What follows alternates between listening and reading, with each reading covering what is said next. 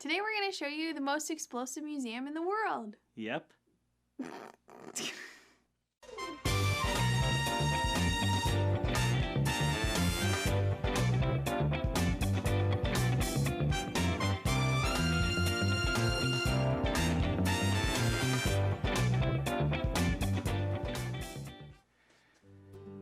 Hi, and happy Independence Weekend to everybody. This is Around the World with Joshua and Alyssa, and we're happy to have you join us. Just this last week, we were somewhere, and some people got some pictures with us because they've watched our videos, so that was kind of cool. So next time you see us, get a picture with us. Anyway. We'll smile. Yes. Anyway, we aren't that famous yet, but maybe someday. Okay, so we are going to tell you some more about Minneapolis, and we are going to start by having Alyssa show us something that her family really loves. Yes. We spend a lot of time at this place. This is the Mill City Museum in Minneapolis. And Minneapolis is right on a lot of different rivers, but because of its access to the rivers and then like all of the farmland and stuff that's nearby, there was a lot of grain grown in the area, and then because we were right on the river, they used the power from the water to grind the grain into flour. Good grief.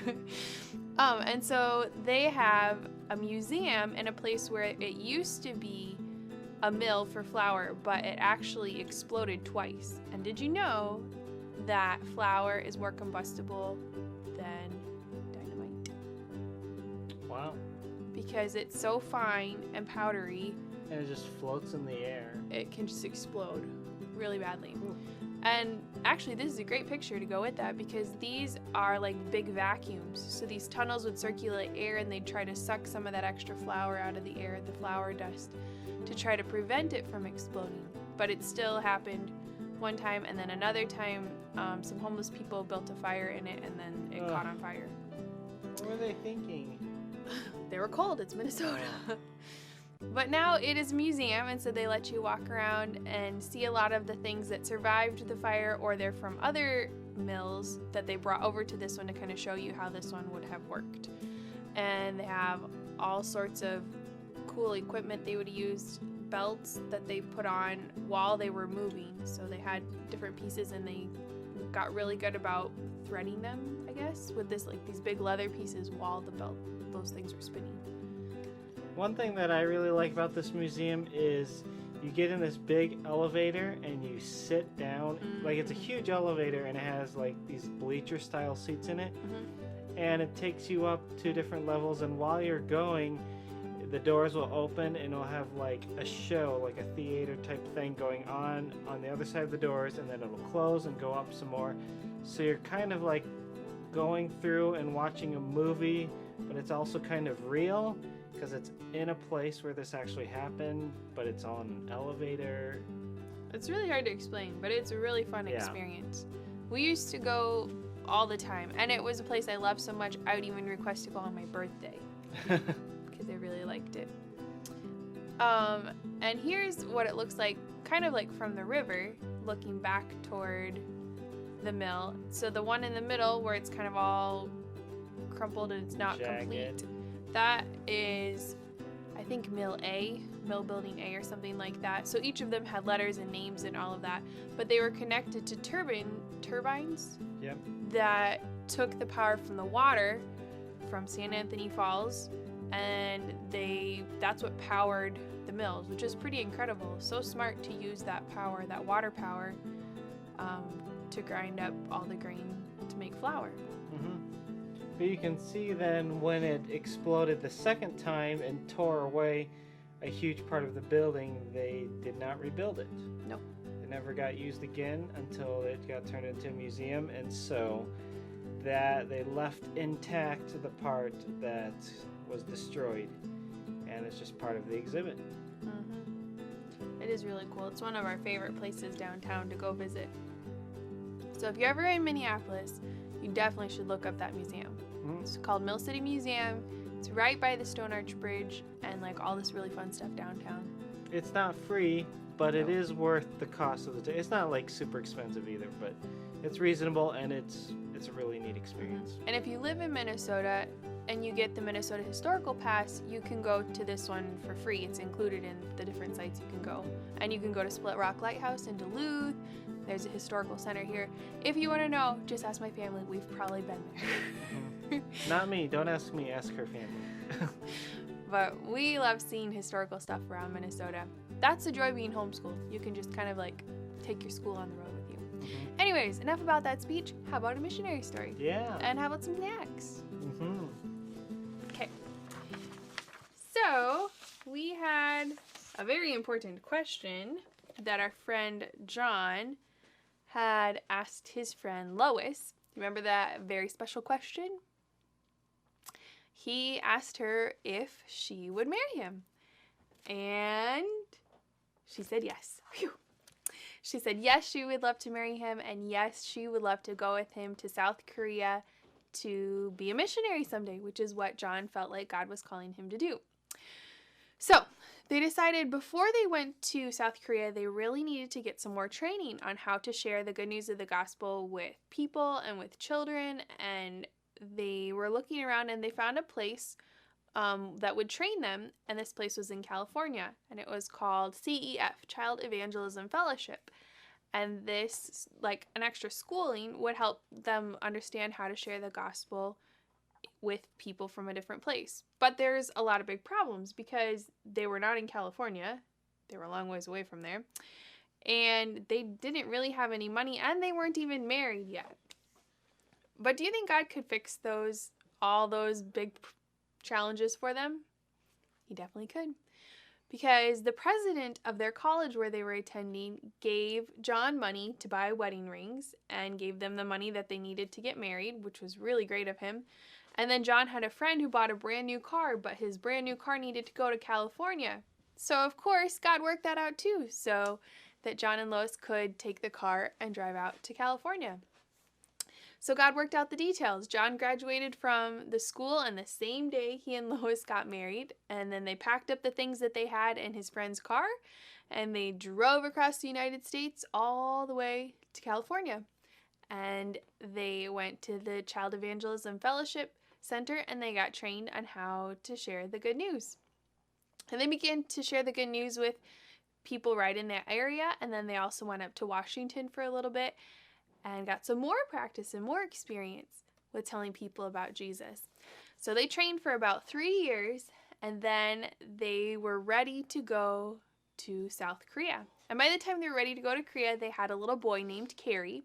And so they got on a boat with their son, and they took the 2-week trip by boat from the West Coast to get all the way over to Busan, South Korea. So it was a long trip. They could not take an airplane at that point. And when they got there, they started right off into learning the language and teaching. John was teaching an English class on Monday nights for some university students. And they even gave him a different name while he was in Korea. And his Korean name that they gave him was Kuyuhan. And they took like bits and pieces of his name to kind of make that together for his Korean name, because in Korea they use your last name as your first name. They switch it around from what we're used to hearing.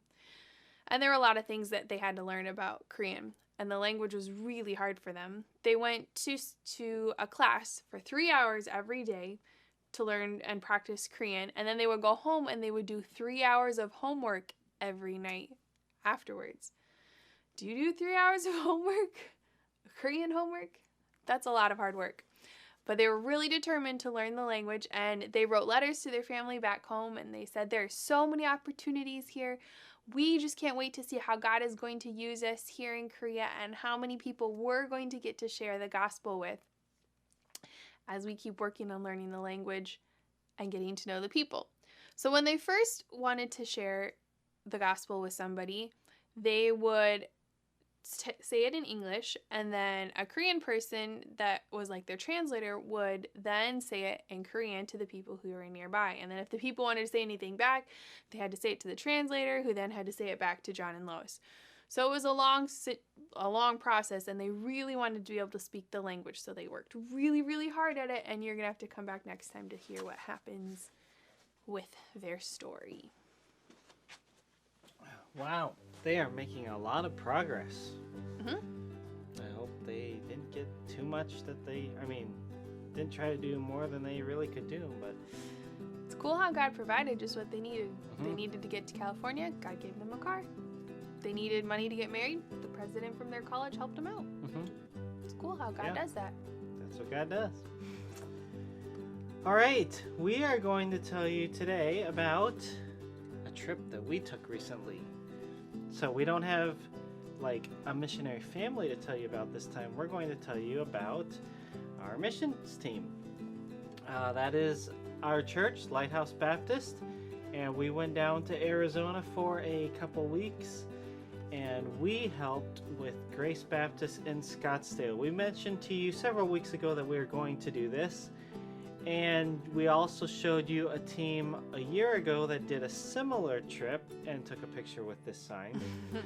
So here we are. There were 11 of us that went down, and we spent a week helping at this church by going to the park and handing out water and information about the church to anybody who was interested. And Arizona is a great place to hand out water. Yep. We also were just like hanging out in the park. So I took Jaden in the stroller for most of the nights and just kind of walked around with some other people from our group, and we would just talk to random people as we walked along, or like kids on the playground and their parents, just kind of like being friendly, sometimes giving them water, or just letting them know that there's a church not too far away from there. Yeah, I got to speak to a couple people at a skate park nearby. One guy who was videoing his friend do some skateboarding tricks. And so I talked to him about photography or video and some cameras. And then his friend came over and I talked to him and got to learn his name, which was Christian without an H. And so I got to have an interesting conversation with him about that. And so yeah, that was cool. We also met a guy at the playground who was retired military, had just moved to Arizona in January, and he's originally from Iowa. And so when I said Ankeny, where we went to school, he said, "Oh, I know where that is." My uncle worked at the high school library there and all these other things. So it was really cool to see the connections that we could build when we just started asking people questions. One night I went to a splash pad at the park with Jaden, and I let him kind of like play in the water, and this little girl came up and she was talking to me, and she and her family were Afghanistan refugees. So she told us about how they had been in a camp first, and then how they had been, I think, like 4 or 5 different states before they ended up in Arizona. But she was super friendly and really thought Jaden was adorable, and brought all of her siblings over to meet us and talk to us a little bit too. And we gave them water to give to her parents, and her parents waved and said thank you to us too. So that was kind of a cool connection. We also did some canvassing. We went door to door in a couple neighborhoods, putting information about the church in the doors. And we did this a couple different days, and I don't know how many houses we got to, but we covered a lot. And on the Sunday when we were at church, there was a guy who came to church because he got one. That was so cool. I've never actually seen that happen before, but it does happen sometimes, and we got to see that. So that was really neat. And we did get to see a little bit of the city. This was actually a lot of the city. We went up on the South Mountain and got to look out over the Phoenix Valley and just see how far it stretched and see what the mission field is like there. There was one day when we went to Pastor Alberto Marquez's church, Faith Baptist Church in Glendale. And this is the church where we did a good soil seminar a year ago, and Alyssa translated into Spanish while we were there. And so we helped them out by handing out VBS flyers in the nearby neighborhood, and in their Wednesday night service there. I spoke to the teens, and we had a couple people give testimonies, and we also sang some songs for them. And we got to speak in Spanish, or sing in Spanish. I could speak in Spanish. Yeah. But you guys got to sing in Spanish. Yeah, and she was playing the piano, so the person who knows Spanish wasn't even singing with us. But that's okay. It was a really good experience, and it was neat to see another culture. We also did have some time to do a little hiking in Sedona and the Grand Canyon. And so here's a picture of our team enjoying God's beauty. We also had some solo time there at the Grand Canyon just to reflect on our week of ministry and to see how God was working in our lives and how he might have us to take the things we learned there and bring them back home and use them in our community and in our church. Jaden loved the trip. Everywhere we went, he was always happy, and no matter whether we were hiking or walking in the neighborhood in the hot sun, he did get to go in the pool a few times too, but yeah, I think he enjoyed his first mission trip, and I hope it's the first many more to come for him. We also helped deep clean the church building because they had some needs there. Hooked up their internet network in the building so that they could use that, and just some other random things. One of the guys cleaned out their baptistry really well. We served in their Sunday services with the music and the preaching, and Alyssa taught Sunday school for some teen girls. All around, it was just many opportunities to serve, and it was really neat because when we talked to the team afterward, they had all these ideas for things that they wanted to do back here at home. And so you can keep praying for us because, we went on a missions trip to another state and helped them out. But one of the big ideas was we wanted to get ourselves excited about doing those same things here. And we've started that process, and hopefully we'll take those next steps to reach out to our own community, apply some of the lessons we learned down there, and just be God's light here in Cottage Grove, Minnesota. Thanks so much for watching, and thanks for saying hi when you see us out and about. We have seen a couple other people too this summer. That's fun. We always love it when you come up and say that you watched it. That's encouraging to us. Yep. Make sure you come back next week for the next part of the story and another part about Minneapolis. Yep. See you later. Bye. Bye.